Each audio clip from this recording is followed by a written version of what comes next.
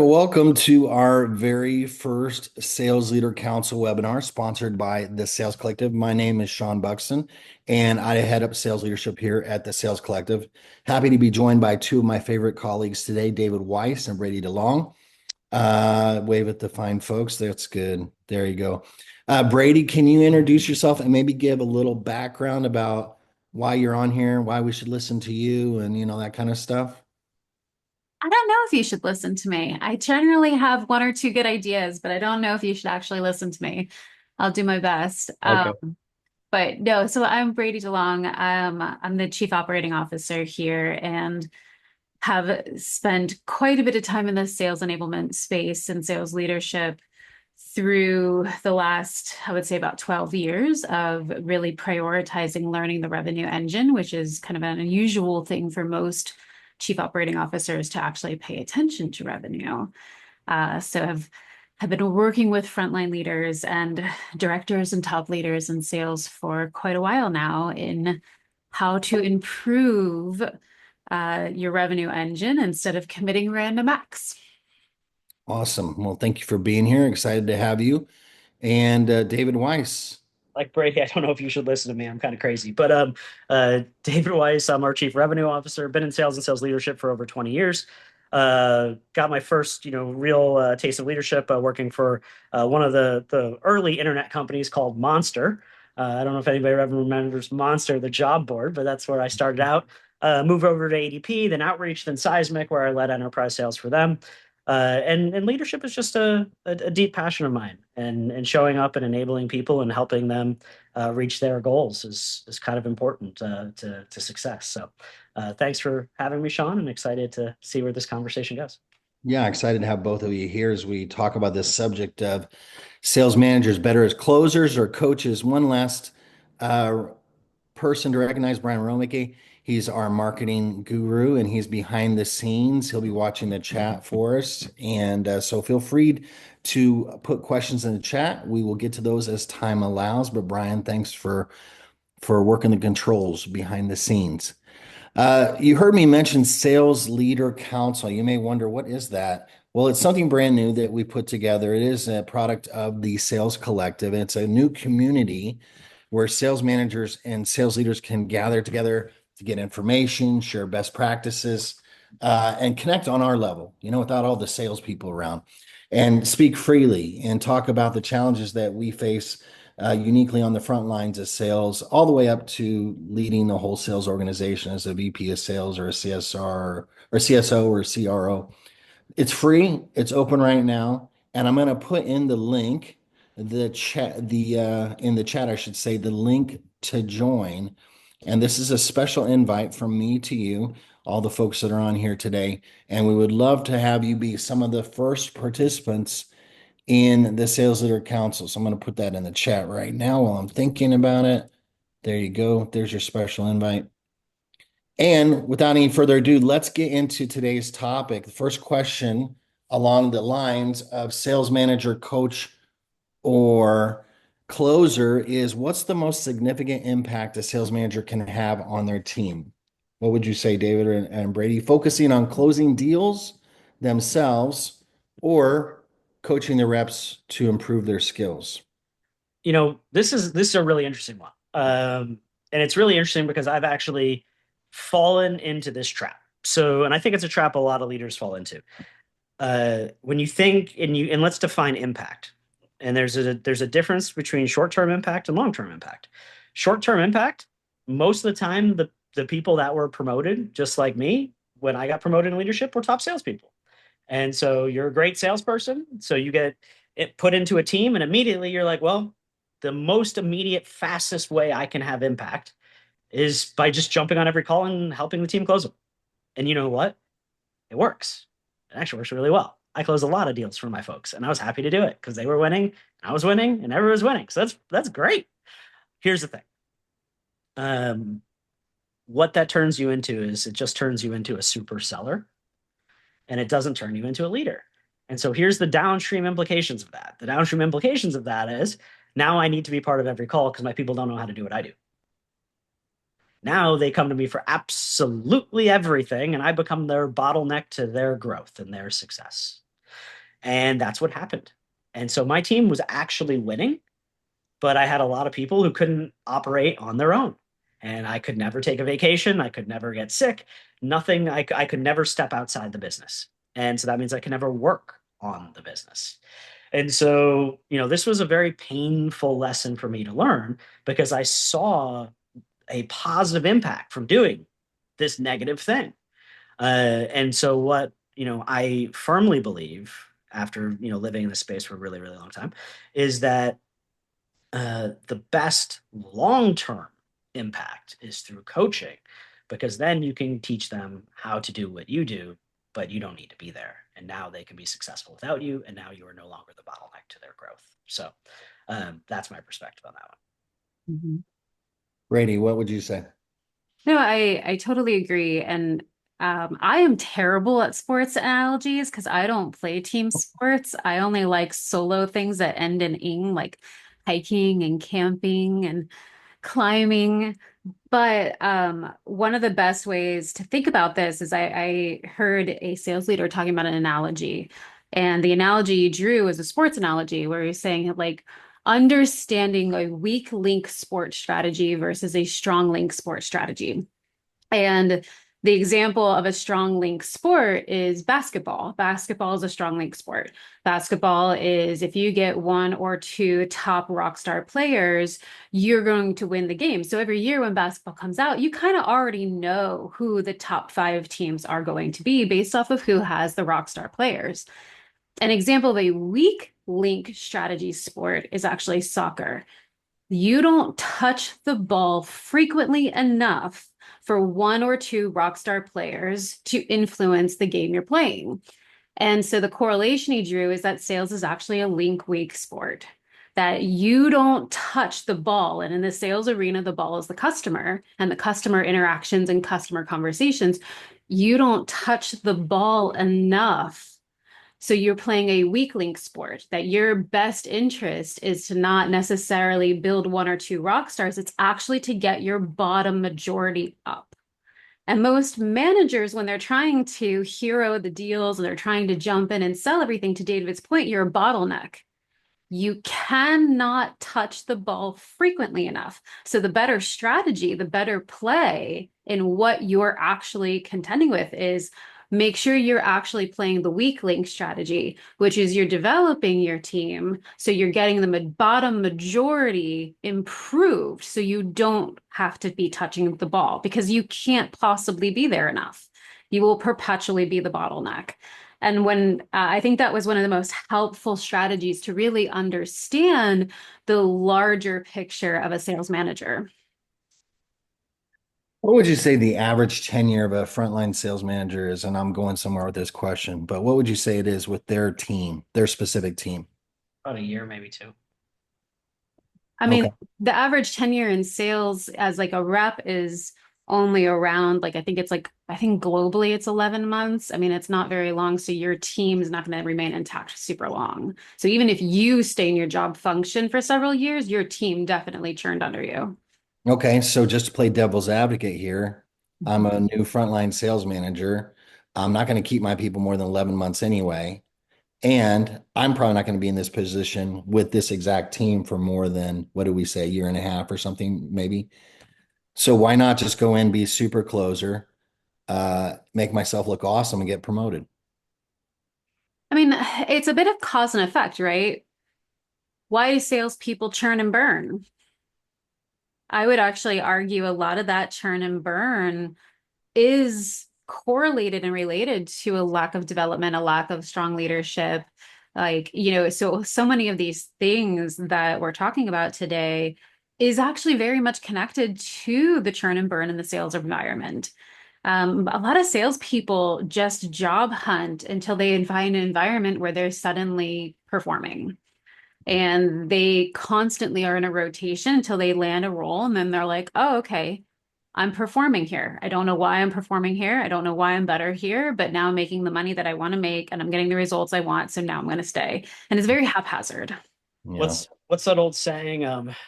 What happens if we train people and they leave? And then the counterpoint is, what if we don't and they stay?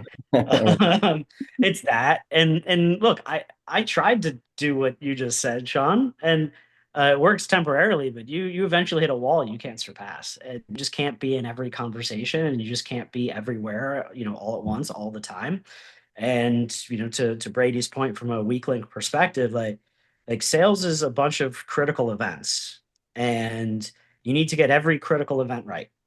And any single critical event that you do wrong can cost you the whole deal. And when I say critical events, I'm stages. Like you mess up discovery, you don't get a demo. You mess up demo, shit, you better believe you ain't getting a deeper scoper call with more people involved. You mess up with that bigger group of more people, you ain't getting the next thing, which may be a proposal, or more of a deeper call, or an audience with an executive. And you mess up the audience with the executive, your next critical event, you're toast right there. It Mm. is sale. Every step is critical, every single one. And you mess up on any single step, and you're toast. And you think about that across however many deals, 30 to 40 an average rep works at any given time. Multiply that by an average team of 5 to 10 reps. So what? A manager needs to sit in 150 to 300 critical events a month, a quarter. Like, I mean, I'm gonna swear, fuck, good luck with that. Have fun. Like you're not going to be sleeping very well. You're going to be pretty anxious, and you're probably going to be somewhat burnt out. And then we wonder why the tenure is so short. So, Yeah. look, you can absolutely try and Superman things, or Superwoman things, but we're all people, and we're going to get caught at some point. Mhm. Well, and I think it supports the argument too that a lot of times we don't want to let the salespeople take a crack at this deal because there are so many pivotal moments where they could, screw it up, right? And so that's why the sales manager is in there playing super sales manager.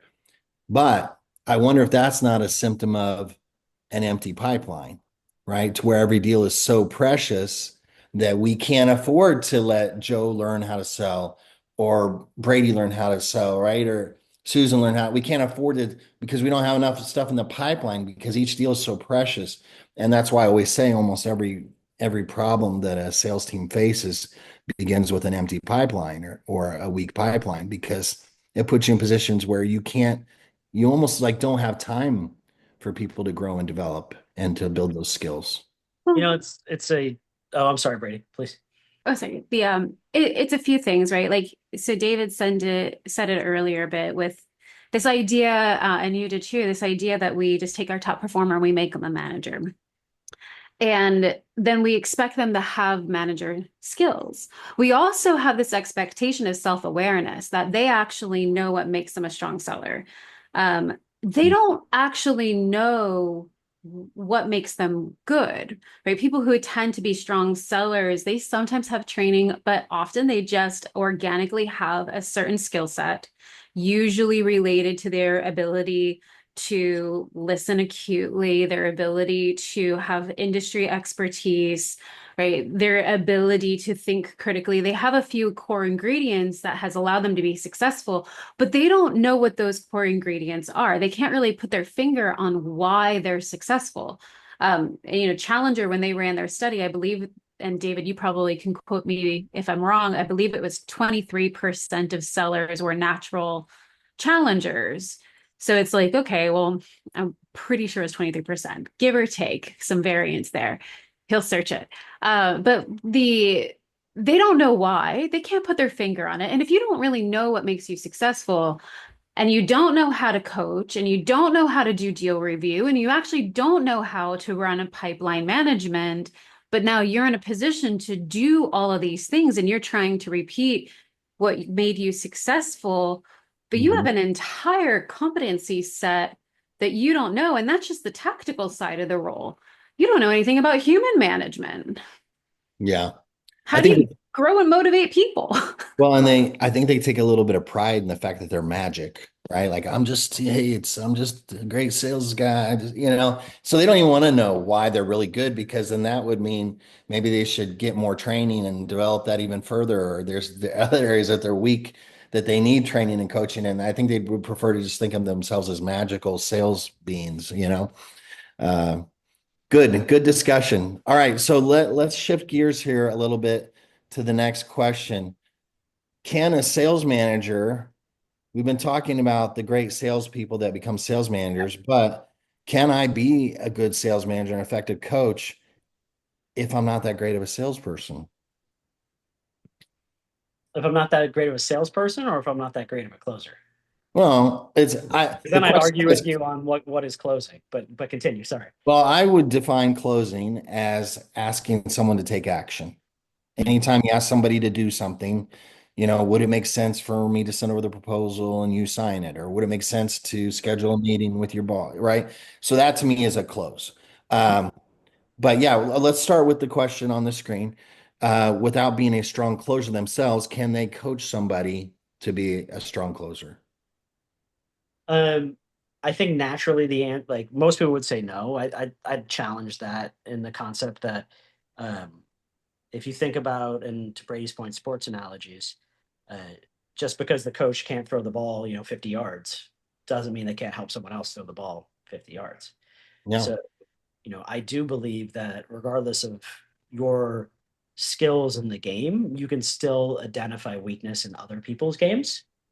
Um, do I find that to be the common case? I would say no. I'd say most leaders that I've worked for did grow up in sales, do have a strong command of the fundamentals of the profession.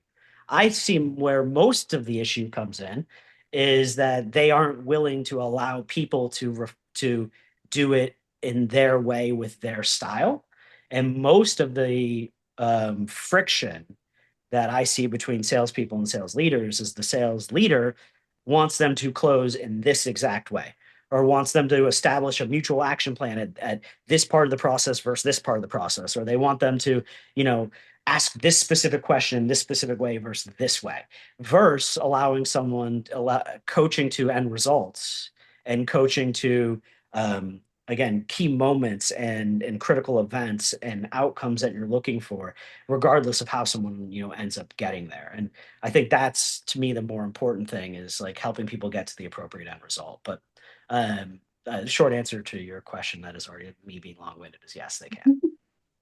I mean, so I draw this as a bit of a professional correlation. Like, so I started my career actually wanting to be a symphony conductor. That was my teenage brain idea of professional drive. And as a symphony conductor, I don't need to be the best violin player. In fact, my first violin first chair should absolutely surpass me as the conductor, but can I still coach them? My role as the conductor is to actually be the kind of the coach of the symphony. And so we have a language that we speak. And so I don't necessarily need to be the best player, but what I do need to know, what I do need to have high competency in is pedagogy. So as a symphony conductor, you actually go through rotations where you learn every single instrument to a certain threshold in the symphony, but you learn the pedagogy behind it. The pedagogy is actually the coaching methodology and the coaching language for every single instrument. And so there is this baseline skill set. I can pick up a violin and play it. Can I play it as well as my first chair? No, not even close. In fact, actually, I don't even know why I said the violin. It's my worst one. The violin is absolutely my worst instrument in the symphony, but I can pick it up. I can play it. I do understand the structure. I understand the pedagogy behind it, and I can speak the language of my violinist in order to give him coaching and direction. So it's a different skill set with coaching, right? Your ability to identify and to critically think and to prescribe practice is part of coaching. So do you have to have certain player skills for that to occur? 100%. Does it have to be as good as your players? Not necessarily. So whether you look at sports or you look at musicians, the actual coaching skill set is in the pedagogy arena more than the player arena. Now, don't get me wrong. If you're a strong closer, it's going to be easier to win the locker room and get your folks to trust and respect you when you give them advice. Like, don't get me wrong, like Mhm. that is a good thing. But is it absolutely required, and is it something that can't be just because you don't haven't done it a ton yourself doesn't mean you don't know what good looks like, and it doesn't mean you can't support someone in growth. Yeah, 100%. And just the ability to even empathize with the role, right? I mean, if you've done the role, your ability to empathize, I mean, there's a lot of weight to those things that are going to make you better, but they're not mutually exclusive. I think this is where sales and sports analogies actually kind of break apart a little bit. And I know we don't like to admit that at the Sales Collective because we love our sports analogies. But to me, and I'll give ourselves as an example as coaches and consultants, the work that we do, when you're training people and you're role playing with them, it's just a matter of time until they're like, well, let's see you do it, right? Like they want to see you, whether it's closing or handling an objection or Mhm. running a disco call or something like that. And to me, it's incredibly important that I can do that Mhm. because of the respect, right? Like if you can't, it's almost like everything you just taught them is out the window. It's like all of a sudden it's discounted, it's meaningless. And so to me, I look at the NFL or different sports team, and you got, guys over there that obviously aren't athletic anymore, or maybe even never really played at a professional level, and they're great coaches. But I almost feel like this is the one where I feel like I feel like there's a higher standard for us, and whether we're leading a sales team or we're, a coach or consultant in whatever capacity, for us to actually be able to do it. Maybe. And this is where I'd go back and where I'd even challenge that salesperson. You know, if how often is that manager in that motion? If that manager is in a lot of calls and a lot of closing motions and they're constantly screwing it up, hey, peace. Like maybe that, wrong person, wrong motion. But if they're not, like a lot of second line leaders don't get into sales negotiations as much. They Mhm. may have 5, 10 years ago. It doesn't mean they don't know what good looks like. It doesn't mean they don't know how to coach you. It doesn't mean they weren't good at one point, but they're maybe out of practice. And just like any skill, closing, asking for the business, knowing when, knowing how, knowing the tone, knowing the wording choice, all of those things, it's a muscle. And you may have been really strong in that muscle at one point, but you may not be as strong now because you aren't working it as much because you're working all these other things. So this is where I challenge the salesperson along that line of thought, where it's like, how often is that person required to work that muscle? And Yeah. based on that, like then yes, like that determines the degree of like quality they need to be in that thing. Mhm. Yeah. And I would definitely continue with the symphony example in this, right? Like notice I didn't say I don't have to be the best player, but I do need to know how to play. So like there's a discernment, right? So like you don't literally have any skills in playing. No, you're probably not going to be a good coach. Do you have to be the best player is different, right? You have to have the knowledge of the pedagogy. You have to have certain playing skills there. You do have to have this baseline. So if I'm coaching a symphony, they know that I know the score ins and outs. I have the high level of musicianship ins and out. I have the pedagogy ins and out. And at the end of the day, if my prescription does not work, I can grab that instrument, pick it up, and show them.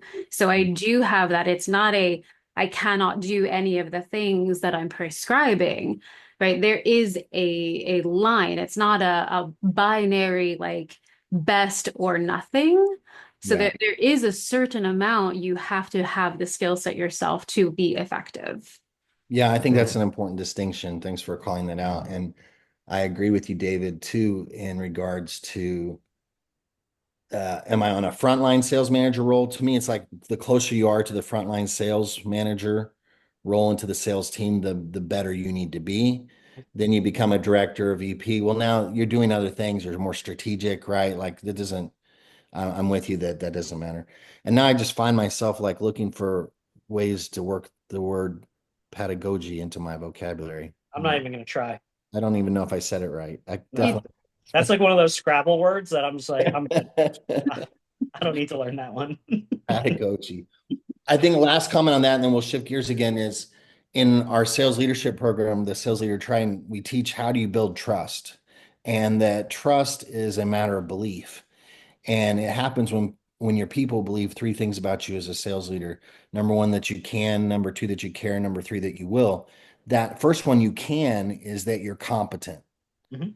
that you can do the job, not just the job of being a leader, but also that you can actually, do the job that we're asking them to do. And so I appreciate you calling out the difference though, Brady, between, yeah, I can play the instrument. It's not like I'm incompetent. I can. Maybe I'm not the very best musician in the room, but I can play the instrument. And I think as long as you can and you can show some competence, not necessarily, superiority, but competence, then you have their respect and their trust. All right, let's go to another question here. So, what role does company culture play in all this? When we think about whether sales managers should lean more towards coaching or closing, what role does culture play and senior leadership play? Yeah, that's another really tricky one, and I'll share why.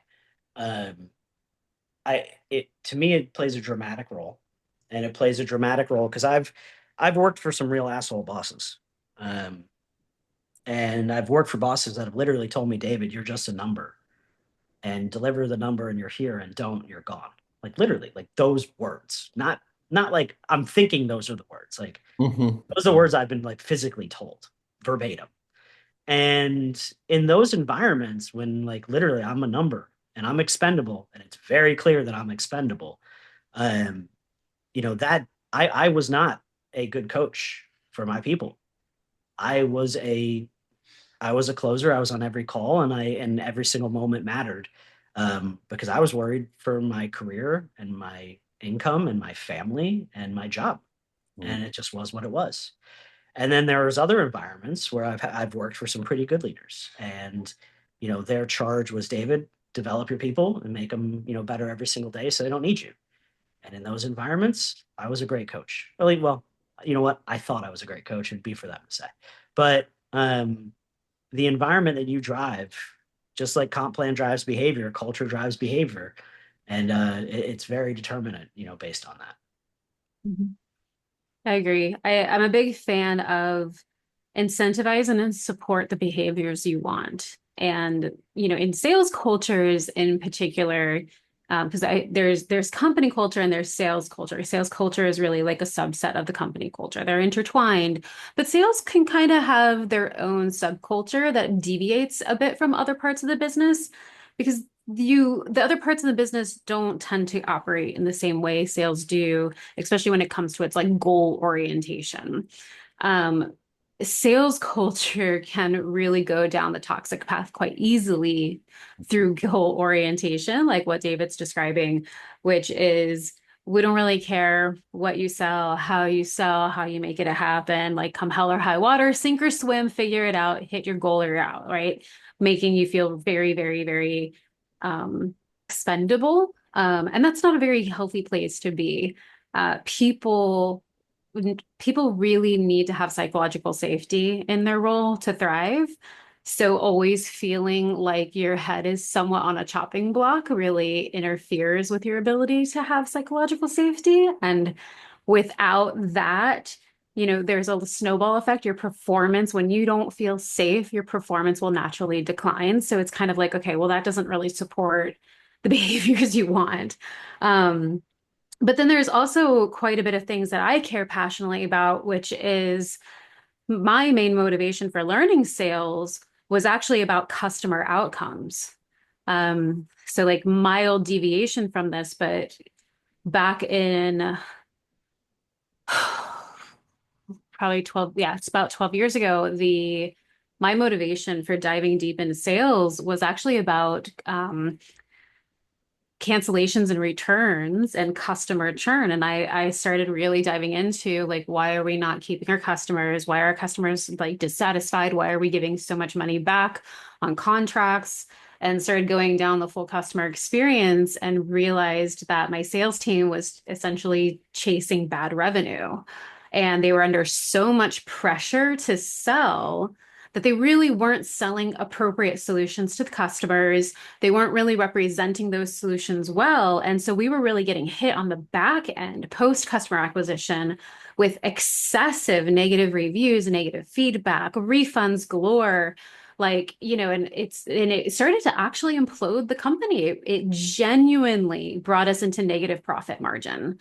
And so when I started in sales and really digging deep into sales, it was through the customer journey and the idea of more sustainability in business. And then I started to very much empathize with the sales team because the culture was that of churn and burn, do or die. And so they did. And it honestly damn near tanked the business as a result. So I do think culture is not just an important layer in the frontline managers in coaching. It's actually a really important layer to your entire business sustainability and health. Yeah, I've probably lived 70% of my life in without psychological safety related to my career, maybe more. I mean, it's just the way sales is, and I really wish that would change. And one of the things as I like grew in my career, um, is I started to challenge it more. And when a leader was unsafe with me, when they were an asshole, I'd call them on it. And if you actually look at the later part of my career, I bounced a few jobs pretty fast because I was given a leader that was just a jerk and did not create a positive environment for me or the teams I was leading, and I just wouldn't put up with it anymore. Because for all the reasons that you say, and look, it's not that people can't deliver in environments of psychological unsafety. They can, and they will. They will absolutely deliver. They will kill themselves to deliver, but that will only last for so long, and they will get burnt out, and they will get miserable, and that's why, honestly, most of your best people leave, because you aren't creating that positive environment for them. So this one's cutting deep because it's very real for what a lot of us experience out there, unfortunately. Culture is one of the first things that we address in the sales leader trident because it is so important. And Brady, I love that you called out the sales team, that subculture. It really is different, right? We're the only ones that operate with a scoreboard. We're the only ones that everybody blames when the company's not doing good. And when we are doing good, then they get mad that we get to go on a trip or something, right? Uh, and so we definitely have our own subculture. How it operates and to avoid it getting toxic, one of the exercises we do in the Trident is we build our values as to your team, you, Mr. Miss Frontline Sales Manager. What are the values of your team? Like we create a vision statement, which is where they want to go. We create a mission statement, which is what are the things we need to do to get to the vision. And then we create values which dictate how we execute the mission to arrive at the vision. Is it by any means necessary? Are we willing to lie, cheat, and steal to get there? Or do we need to do it with integrity, drive, grit, whatever, teamwork, whatever that leader decides?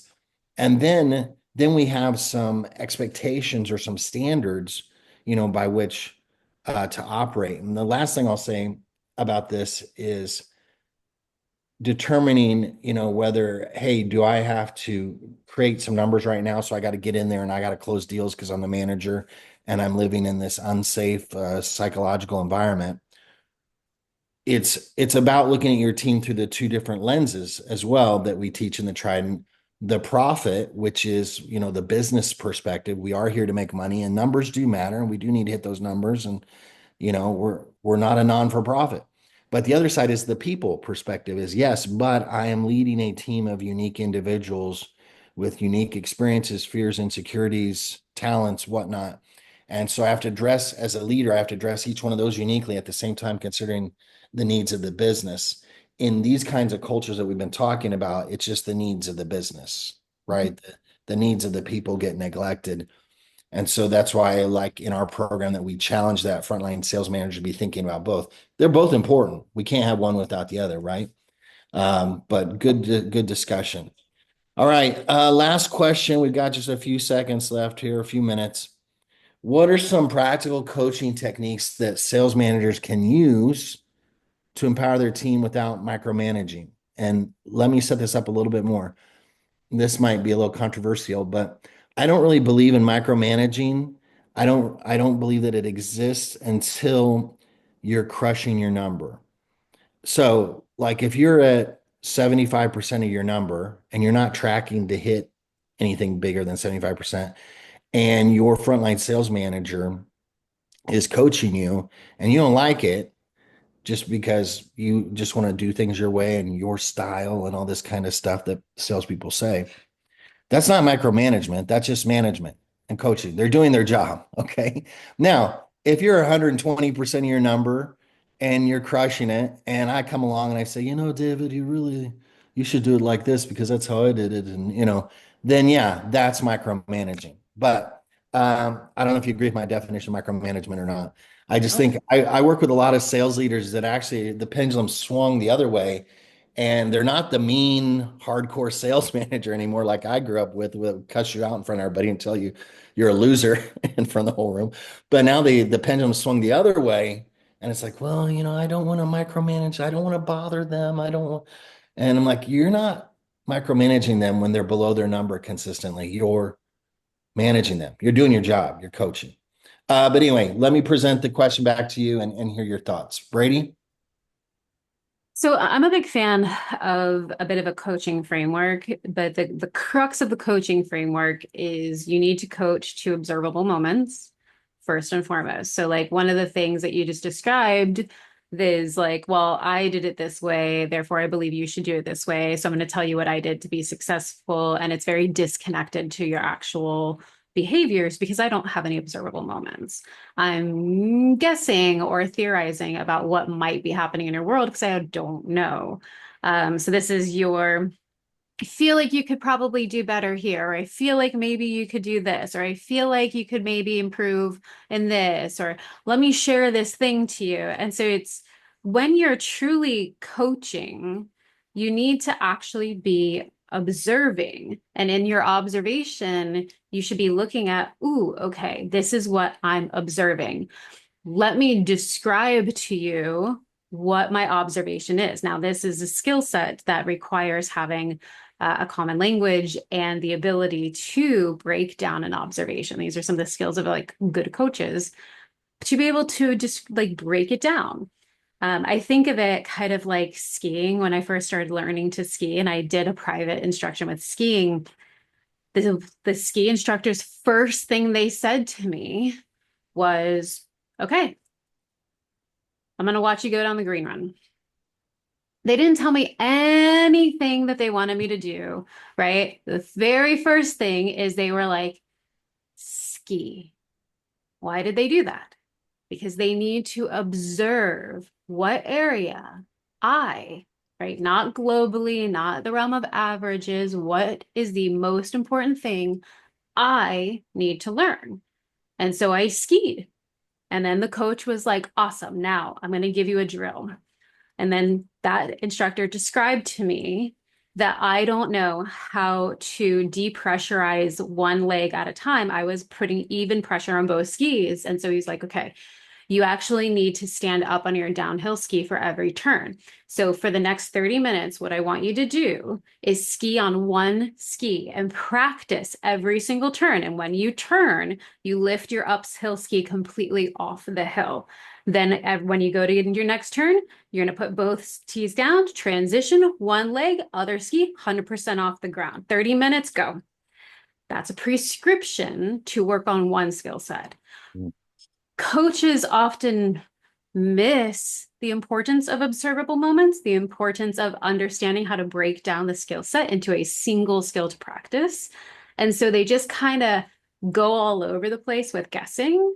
So, and I feel like that's where the micromanagement starts to come into play, right? It's not contextualized. You don't have any evidence to support it. You really can't give a good prescription. So you just start trying to create higher and higher control instead of actual coaching. So I fundamentally agree with Brady on the concept of you need to identify the thing. Where I think, and Sean, this is where I agree with you. This to me is the place that sports analogies break, and here's why. We assume that people want coaching. When I go to a ski coach, a golfing coach or whatever. I'm paying them money to make me better. I have chosen to listen to them. I've chosen to take their coaching. I've sought it out. That's not the relationship between salespeople and sales leaders. And I think sales leaders need to fundamentally understand that. So, step one, the most practical technique I can give you, ask your people if they want coaching. Because if they don't, deuces, cool, you're uncoachable. Does that mean I'm going to keep you on my team? Probably not. But I at least know where you stand. The second is, are you willing to accept coaching? Do you want it? Are you willing to accept it? And then the third thing would be, where do you see you want the most coaching? Where can I help you? So that is, get them to acknowledge they want it, get them to accept it from you. Because I may want coaching, but I may not want it from you because I don't like you. And just because you're my leader doesn't mean I want to accept it from you. And third, where? And if they don't know where, then you can say to them, hey, would you like me to figure that out with you? And now we can watch some calls. Now we can pick some areas. If they do know where, coach them where they want first. Mm. And they will eventually get to a point where they're like, I don't know. And now we can go through, me maybe prescribing some coaching to you based on, as Brady said, observable moments. So if I'm going to give you any technique, it'd be that. Dude, I think that's fair. I've learned this about myself over the years that I have zero tolerance for having people under me that are not coachable. So that is actually key and critical hiring criteria, Yep. especially in sales, because sales is the largest and like most, in a way, like most profound, non-standardized, non-credentialed profession in the world. It is a entire profession of tribal knowledge and effectively apprenticeship. So if you're not coachable, like honestly, unless if you happen to be that rare 1% rock star that just kind of figured it out and is natural, find a new profession. No, I agree with you 1,000,000%. But that's the crux of it is I might be coachable, but I don't want it from you. And so like that's where like some of that, comes in of like, have we earned the trust yet to be a coach? And do you know if you have yet? And have you asked the proper questions? And we don't, and I mean, I haven't been very lucky. I haven't been able to pick a lot of my teams. I feel really lucky at the sales collective. I've actually gotten to pick a lot of the people that come here, and it's a great team, and I love every single one of you. But I haven't always been that lucky. So sometimes you got to figure these things out and earn the right to coach after a period of time, and different people will give you that right at different points. So it's a nuanced answer, but I 1,000,000% agree with what you said. Like, you need to be coachable in this profession. Yep. Yeah, Alex in the comments in the chat kind of brought us full circle. He says, at least in their teams, the salespeople, whenever a new manager comes in, they immediately start evaluating, is he good at outbound? Is he a good closer? Is he good at this? Like, what's his kind of superpower in sales? And then I think to your point, David, then they're like, okay, I'll accept coaching in that area, but maybe not in this area over here. But I think that's so astute that you would call out that we assume people want coaching, because you're right, a lot of times they don't. And if they don't, that's on them, but you better be really effing good at sales then, right? Because otherwise, to your point, you're probably not going to be here much longer. All right. Well, I appreciate both of you being here on that note, and letting us hear from your great experiences to sales manager, coach, or closer. Which is better? I want to challenge everybody on the call to visit us at salesleadercouncil.circle.so.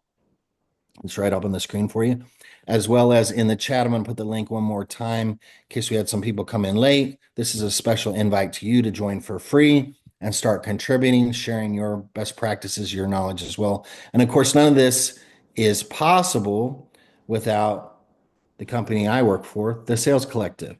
And Brady, how would you describe what we do? Like So just a couple of cons sentences. yeah, consider us essentially like outsourced sales enablement and execution. So we help with recruiting, training, onboarding protocols, process building, and as well as like some fractional leadership. And our number one thing is actually assessments, everything we've been talking about today, which is how do you identify the skills superpower and the skills deficits of your team? Assess them.